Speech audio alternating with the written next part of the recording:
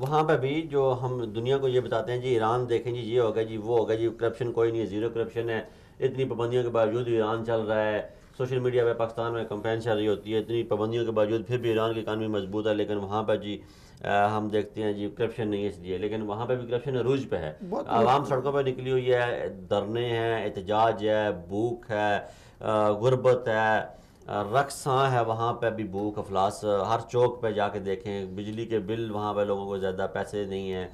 खाने के लिए पैसे नहीं हैं, बच्चों के स्कूल फीस के पैसे नहीं हैं, मेडिकल्स नहीं हैं, जान जान बचाने वाली अद्वियात जो अस्पतालों में मौजूद नहीं है, सिक्योरिटी के नाम पे कुछ नहीं है, अखबा परवरी है, फिर वहाँ पर रेसिज्म है। जो सुन्नी मुसलमान हैं, जो 30 लाख 32 लाख की आबादी है, उन्हें बड़े जुल्म तशद्दुद का निशाना बनाया जा रहा है, उन्हें अपने इलाकों से बेदखल किया जा रहा है। तो ये सारे उस ईरान ही की बातें हैं जो ईरान पूरी दुनिया में इस वक्त अमन का ठेका लिए हुए है। कभी वो शाम में पंगे लेता है, कभी इराक में लेता है, कभी लीबिया में लेता है, कभी बहरीन में लेता है, कभी सऊदी अरेबिया को तंग करता है, कभी वो बलूचिस्तान में हमें तंग करता है, कभी वो अफगानिस्तान में अपने पंजे गाड़ने की कोशिश करता है, कभी उसे सूडान से वो मुंह की खानी पड़ती है और वहाँ से बेदखल किया जाता है। तो ये ईरान का जो एक चेहरा पाकिस्तान में स्पेशली नौजवानों को दिखाया जाता है, वो बड़ा ही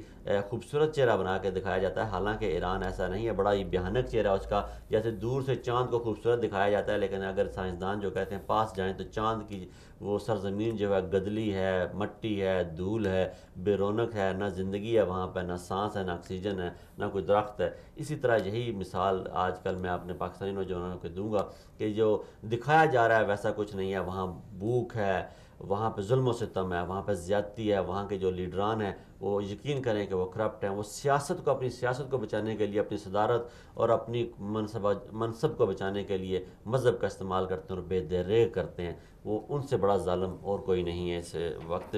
जो दुनिया में हुक्मरान मौजूद हैं।